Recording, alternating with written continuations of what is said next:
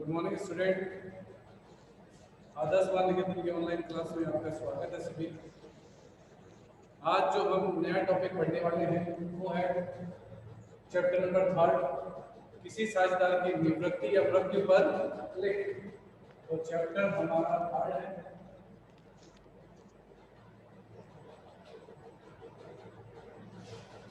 आप एक कॉपी और पेन रखें। आज जो नोट्स थोड़े बहुत मैं बोलता जाऊंगा उसको स्टडी आप लिखते जाना कंटिन्यू, और कुछ पे बोर्ड पे लिख दूंगा तो आप उसकी स्क्रीनशॉट या वापस वीडियो देखते हुए उसको कंटिन्यू करें। चैप्टर का है साझेदार का अवकाश,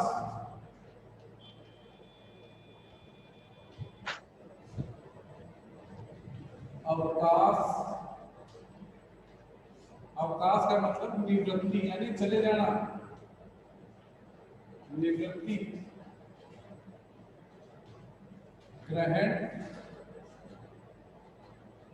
व मृत्यु पर लेंगे।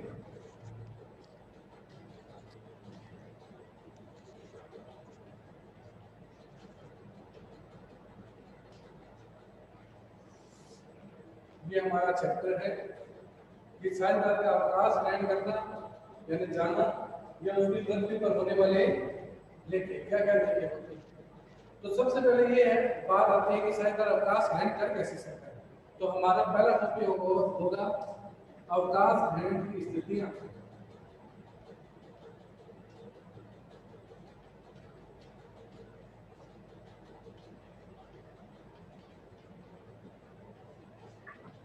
अवकाश ग्रहण की स्थिति भारतीय साझेदारी अधिनियम 1932 की धारा 32(1) में लिखी हुई है। यानी धारा किस में लिखी हुई है? 32(1) में। कोई साझेदार अवकाश ग्रहण कितने तरीके से कर सकता है? 3 तरीके से, या तो समझौते द्वारा, या सहमति द्वारा, या एक से साझेदारी होने पर नोटिस द्वारा। तो पहला इसमें अवकाश ग्रहण कर सकता है सहमति से, सहमति से।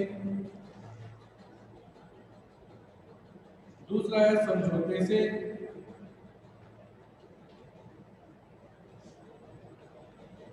और तीसरा है नोटिस द्वारा। ये कब हो सकता है? जब कौन सी साझेदारी हो? ऐच्छिक,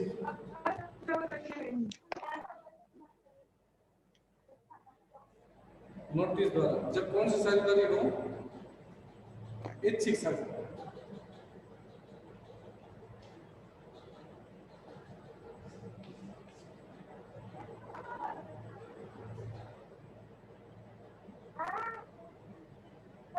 ऐच्छिक साझेदारी।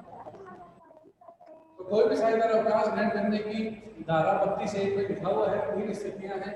सहमति से कर सकता है, समझौते से कर सकता है, और कैसे कर सकता है? नोटिस द्वारा कर सकता है। सहमति का मतलब है वो अपने सारे साझेदारों को सहमत करे कि मैं इस फर्म को छोड़ के जाना चाहता हूँ, और वो चला जाए।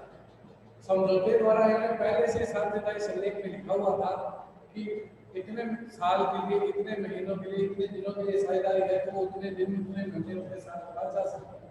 समझौता। नोटिस द्वारा यदि साझेदारी ऐच्छिक है, पहले चैप्टर में पढ़ा ऐच्छिक साझेदारी जिसमें अपनी इच्छा से जा सकता है, तो अपनी इच्छा से फर्म को छोड़कर चला जाए। नोटिस देगा और नोटिस देके चला जाएगा। वो कौन सी कंडीशन में होगा? जब साझेदारी क्या होगी? ऐच्छिक। ऐसे कोई साझेदार अवकाश ग्रहण कर सकता है। इंपॉर्टेंट टॉपिक है, इसमें से क्वेश्चन पुट आउट होता है, बहुत बार पूछा जाता है कि साझेदारी का अवकाश ग्रहण कैसे होगा? सहमति से, समझौते से, नोटिस द्वारा। नोटिस कब होगा? जब ऐच्छिक होगा। ठीक है।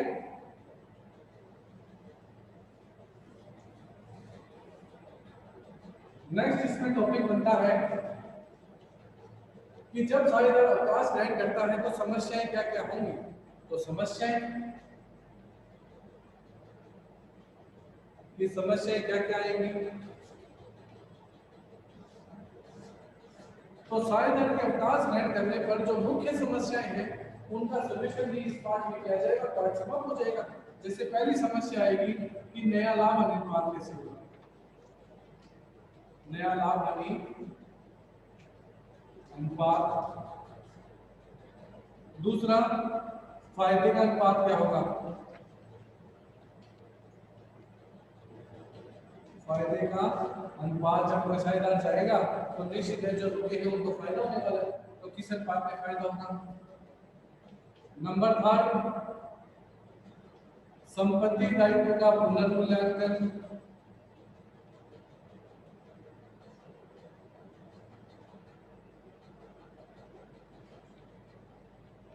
संपत्ति और दायित्व का पुनर्मूल्यांकन करना होगा।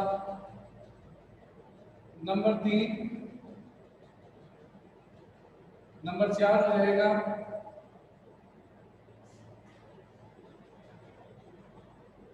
ख्याति का लेखांकन।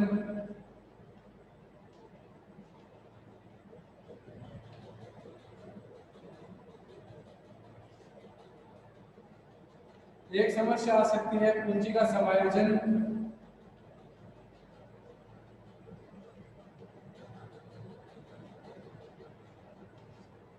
ये कुछ समस्याएं उत्पन्न हो सकती हैं जब कोई साझेदार क्या करेगा, अवकाश ग्रहण करेगा या उसकी मृत्यु के समय ये कुछ समस्याएं फर्म में आ सकती हैं।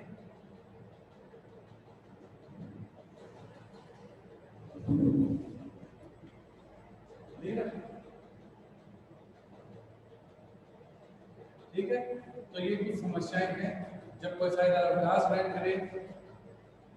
अब इन समस्याओं को हमें इस चैप्टर में पढ़ना है। तो नेक्स्ट हमारा टॉपिक लेते हैं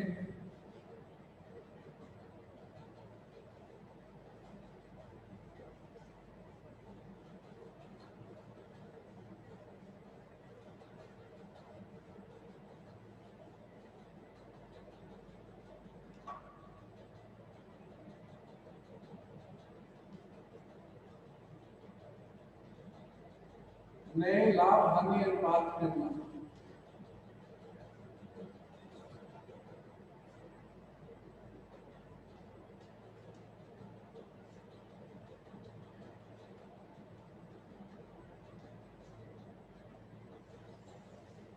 आज का टॉपिक नए लाभ हानि अनुपात की गणना।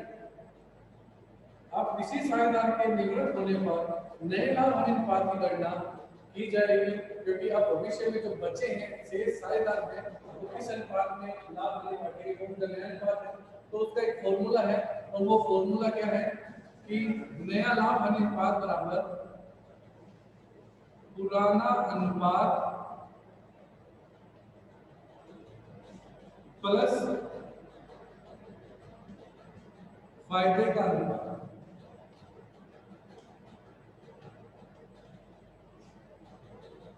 पुराना अनुपात प्लस फायदे का अनुपात।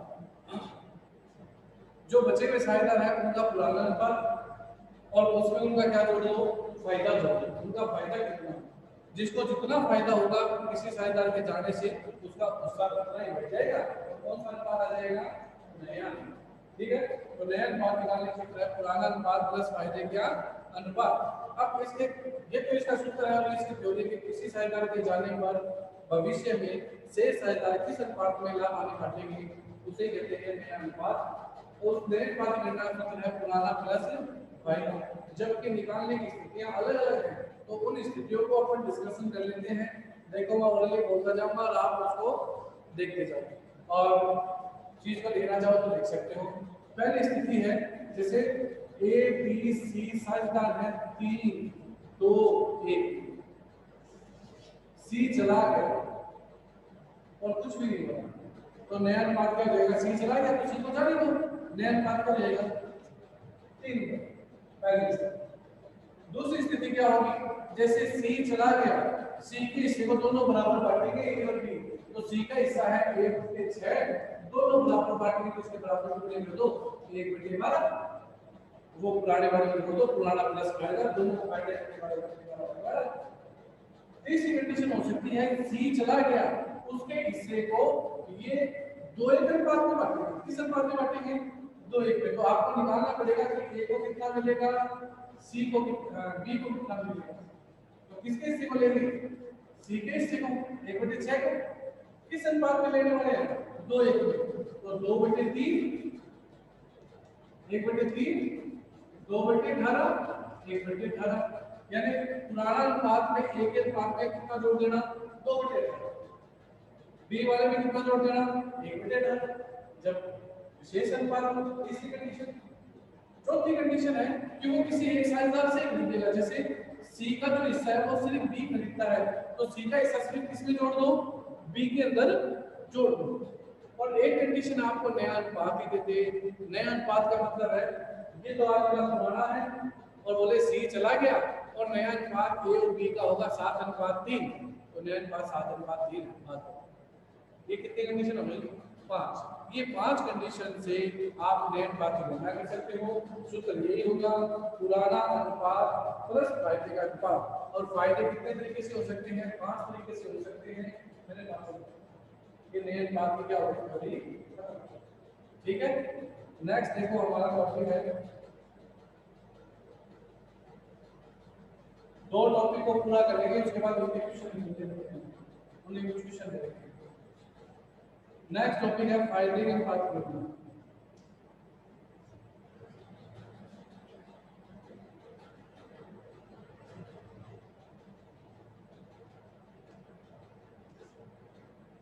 फायदे के अनुपात की गणना।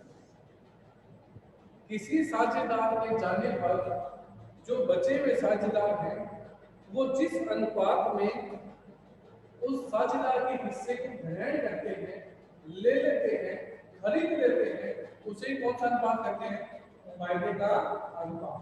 तो उसको आप थ्योरी में राइट डाउन करना चाहो तो कर सकते हो।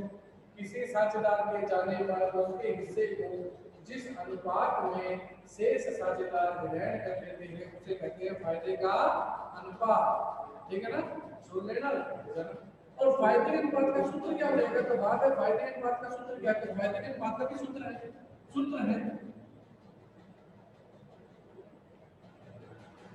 नया अनुपात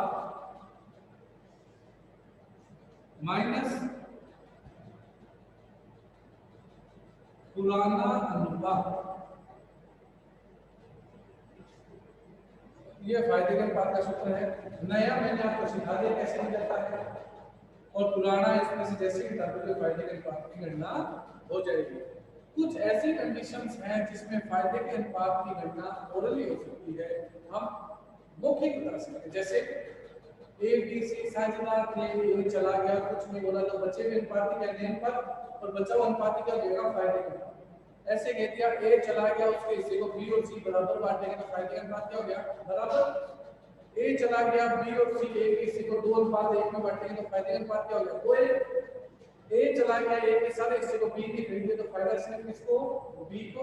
यदि प्रश्न में नया पुराना दोनों दे दे तो क्या लगा देना, सूत्र लगा देना। सूत्र क्या है, नया माइनस पुराना, और फायदे की क्या हो जाएगी, इस तरीके से फायदे के अनुपात की गणना हो जाएगी। ये दो टॉपिक्स आज के हमारे वीडियो में, नया वाले अनुपात की गणना और फायदे के अनुपात की गणना। अब इसमें कोई डाउट हो तो पूछ लो। हाँ भाई, किसी को डाउट हो तो पूछ लेना, सूत्र लिखता जाना, और जो थ्योरी बोल रहा हूँ उसको राइट डाउन कर लेना अपनी कॉपी में। चलो निकालते हैं प्रश्न।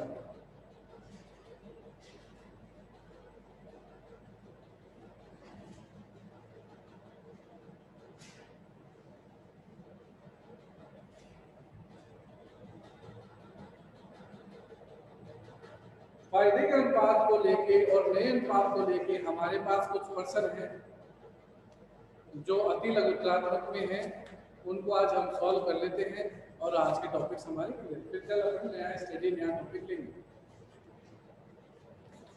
तो पेज नंबर 144 शुरू के 4 थ्योरी के प्रश्न हैं। वो थ्योरी तो जैसे हमारी नोट्स कंप्लीट होंगे आपके अपने आप तैयार हो जाएगी, और फिर भी कोई डाउट हो तो पूछ लेना, ठीक है। हम तो स्टार्ट करते हैं प्रैक्टिकली। Question number 5।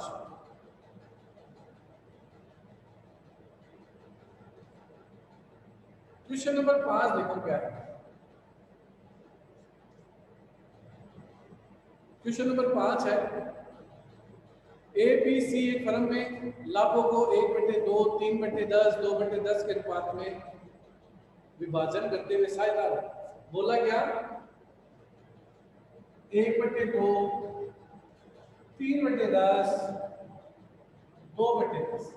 तो क्या ये अनुपात हो सकता है, नहीं हो सकता क्योंकि निश्चित संख्या नहीं है बराबर। तो पहले निश्चित संख्या बराबर करनी पड़ेगी, तो ये दोनों तो बराबर है ही, इसको बराबर करने के लिए किससे बराबर करना है 5 से। तो 5 बटे 10 यानी हकीकत में इनका नया अनुपात है, इनका जो अनुपात है वो ये है 5 3 2। ऐसे मत उठा लेना 1:3:2 क्योंकि नीचे की संख्या बराबर नहीं है। नीचे की संख्या बराबर होती है तब ऊपर वाले अनुपात होते हैं, तो नीचे की संख्या बराबर कर दी और अनुपात निकाले 5 3 2 यानी ए बी सी का अनुपात है 5 3। अब एबीसी का अनुपात है 5 3 2% पढ़ते हैं।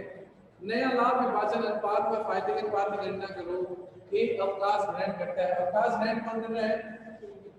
तो पहला टॉपिक नया अनुपात, बोलो कितना हो जाएगा?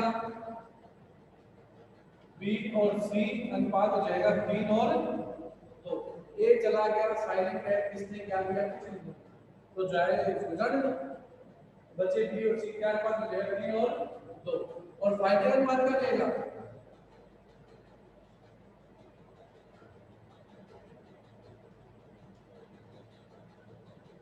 3 और 2। कुछ नहीं बोले तो फायदे का अनुपात में वही होता है। अब दूसरा पॉइंट बोला बी चला गया तो नया अनुपात क्या जाएगा 5 2। फायदा भी कितना जाएगा 5 2। सी चला गया तो नया अनुपात क्या होगा 5 3। नया कितना फायदे का अनुपात क्या होगा 5 3। तो इस तरीके से पहला क्वेश्चन 5वां क्या हुआ समाप्त। जब कुछ भी नहीं बोले तो आपको सिर्फ अपने अनुपातों की गणना जो जा रहा है उसको जाने दो। बच्चे हुए सहायता बचे हुए अनुपात एक नया अनुपात है और वही कौन सा अनुपात है फायदे का।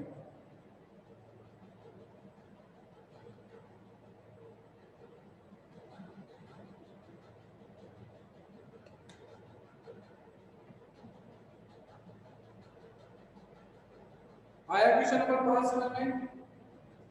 कोई डाउट नहीं? क्वेश्चन नंबर देखते हैं 6।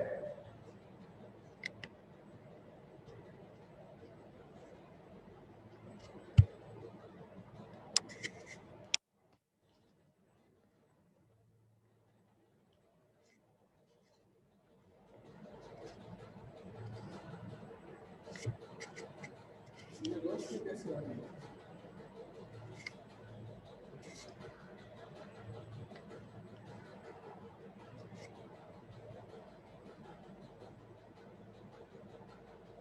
Question number 6।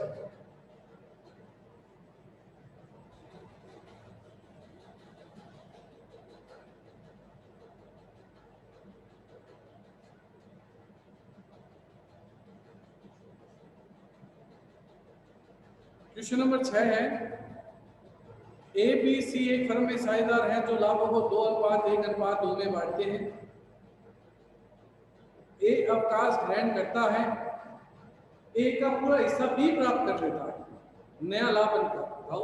तो देखो ए बी सी 2 1 2 रिटायर कौन होता है ए और उसके पूरे हिस्से कौन खरीद रहा है बी। नया अनुपात तो किसने खरीदा बी ने, तो सारा का सारा किसमें जुड़ेगा बी में। तो हम लिखेंगे बी बराबर पहले था पुराना था 1/5 प्लस ए वाले का हिस्सा लिया है पूरा पूरा 2/5 लघुत्तम 5 1 प्लस 2 3/5 सी बराबर 2/5। किसी से कुछ नहीं लिया ये कहीं छोड़ दो तो नया अनुपात कितना जाएगा 3। नया अनुपात हो जाएगा 3 अनुपात।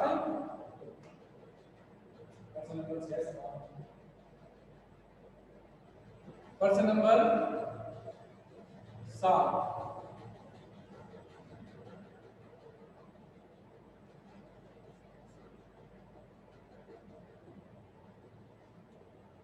प्रश्न नंबर 7 है ए बी सी 1/4 2/5 7/20 के अनुपात में साझेदार है।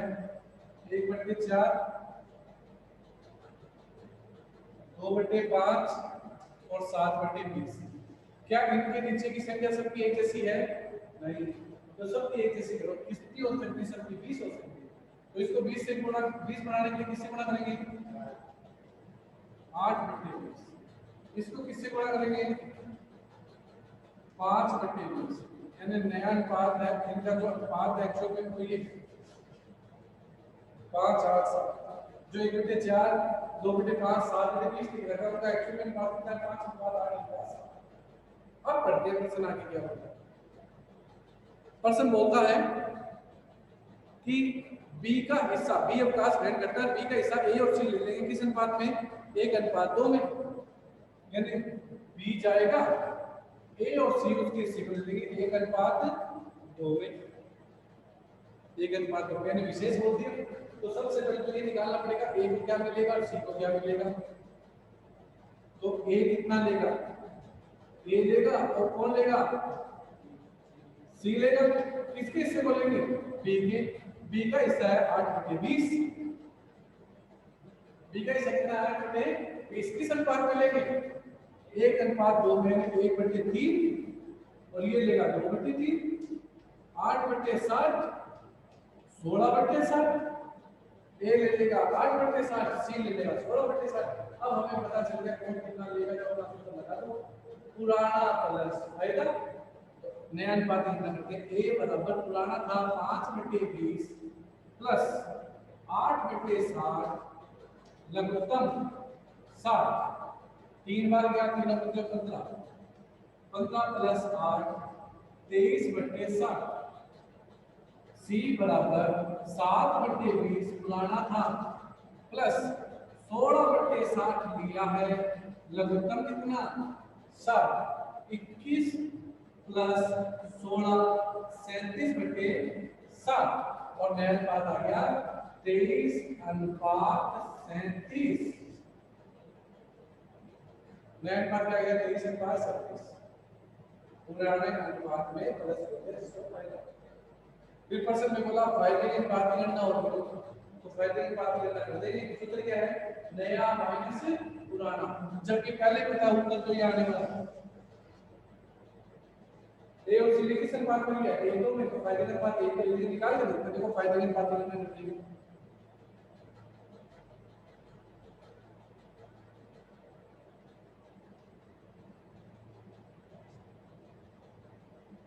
ए और सी क्या सूत्र है? नया माइनस पुराना। तो नया है इसका 23/60 और इसका 37/60 माइनस पुराना, इसका पुराना है 5/20 और इसका 7/20, लघुत्तम 60, 23 माइनस 15, 8/60 लघुत्तम 60, इसके हिसाब से कितना है? 36 माइनस 21, 16/60, यानी 8:16 करके कितना हो जाएगा? 1:2। ये इसके फायदे।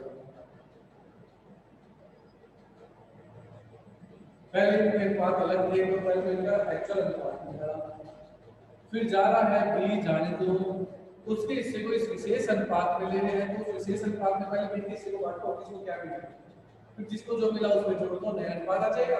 और नया अनुपात आती है नया माइनस पुराना कर दो, कौन सा अनुपात आ जाएगा? फायदे का। ये इंपॉर्टेंट टॉपिक्स में से एक है, इस पर ही क्वेश्चन पुट आउट होता है 99%। अगर नया लाभ अनुपात और फायदे की बातें करना कुछ जाती है तो। क्वेश्चन नंबर 7 क्वेश्चन नंबर 8 देखो क्या है। ए बी 4-3-1 में साझेदार है। बी अवकाश ग्रहण करता है। बी अपने लाभों के भाग 8100 को ए द्वारा 36 रुपए में लिया जाता है, सी द्वारा 4500 में। अब अनुपात नहीं दे रहा, वो कह रहे मेरा जो 8100 रुपए है मैं ए को दूंगा 3600 रुपए दूंगा ए से, और सी से कितने लूंगा? 4500। तो इसी का अनुपात निकाल दो। 4:5, ठीक है। इनका अनुपात क्या था? 4-3-1। कौन सी विधि बन गई? ये वाली। अनुपात है 4-3-1। ज्यादा कौन है? बी। और किस अनुपात में लेंगे? ए और सी 4-3-5। किस अनुपात में लेंगे? तो सबसे पहले ए क्या लेगा, सी क्या लेगा, उसके हिस्से को 4:5 में बांट देना, फिर उसमें जोड़ देना, नए अनुपात की गणना हो जाएगी। आया समझ में? 8 का क्वेश्चन कोई दिक्कत नहीं, कर लोगे। नेक्स्ट देखो question number 9, A B C 4:3:2 में लाभ अनिवार्य साझेदार हैं। ए अवकाश ग्रहण करता है, बी और सी नया लाभ अनुपात भविष्य में 2:1 में बांटेंगे।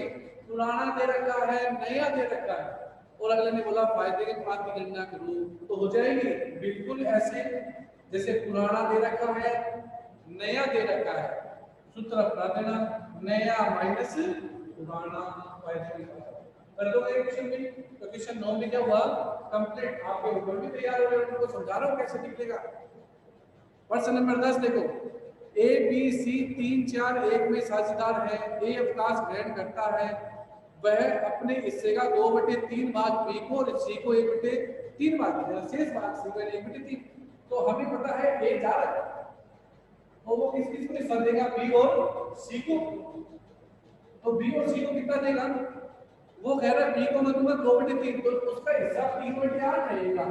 कितना है 3/8, वो कह रहा है बी को दूंगा 2/3, तो बी को दे दो 2/3, बचा हुआ सी को 1/3, कितना है 6/24, 3/24, ये बी को मिलने वाला है, ये सी को मिलने वाला है, 2/3 से 1/3।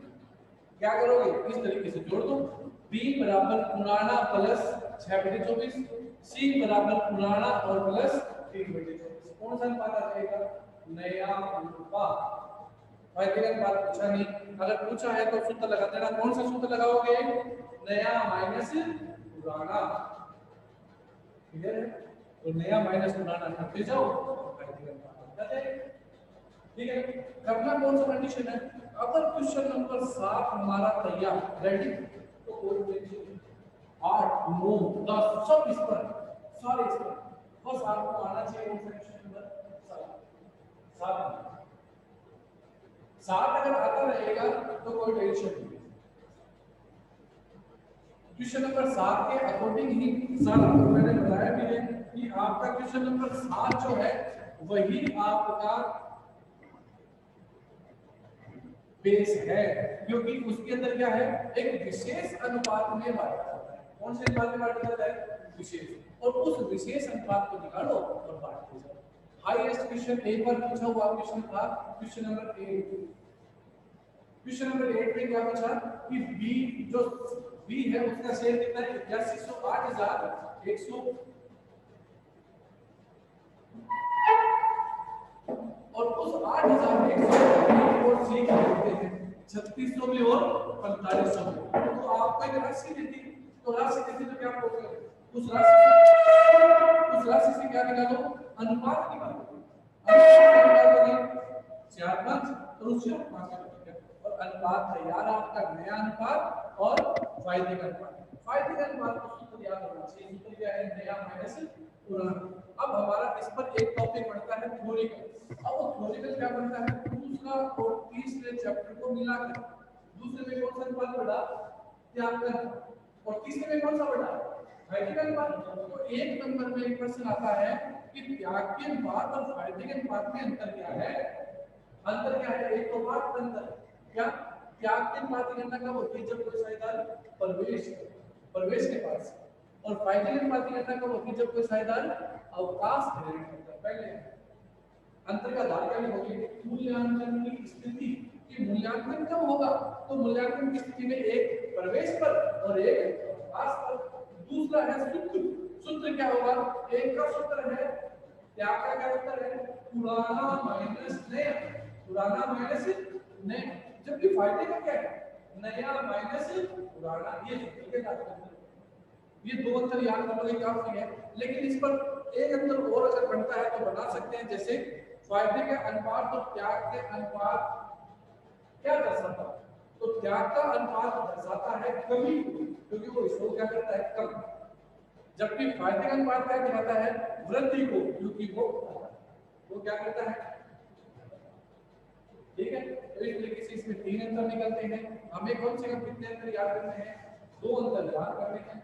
2 अंतरों को अगर याद कर लोगे आप तो आपका क्वेश्चन ये पूरा हो जाएगा। तो आज का टॉपिक जो हमारा है वो नया अनुपात की गणना हमने सीख ली, फायदे के अनुपात की गणना हमने सीख ली, उनकी थ्योरी सीख ली, उनमें जो भी अंतर है वो हमने सीख लिया।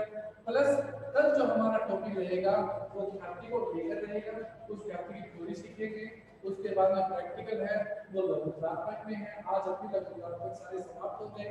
तो आपको ये तीनों क्वेश्चन में से मैंने निकाल लिए, 3 क्वेश्चन आपको दिए हैं और तीनों क्वेश्चन को मैंने डिस्क्राइब भी कर दिया है। निकलेंगे कैसे, इसमें कहीं भी कोई डाउट आए तो वो फिर से पूछ लेना, निकालना निकालोगे तभी पता चलेगा प्रॉब्लम कहाँ है। निकालो और क्वेश्चन को पूछो, उसके बाद हम अपना नया टॉपिक स्टार्ट कर देंगे। नया टॉपिक जैसे स्टार्ट करेंगे उसके बाद ठीक है। तो आज के लिए इतना ही रखते हैं। आज हमारा जो टॉपिक है वो आज के लिए क्लियर हुआ, तो आज क्लास ऑफ करते हैं। ओके स्टूडेंट, आज के लिए काफी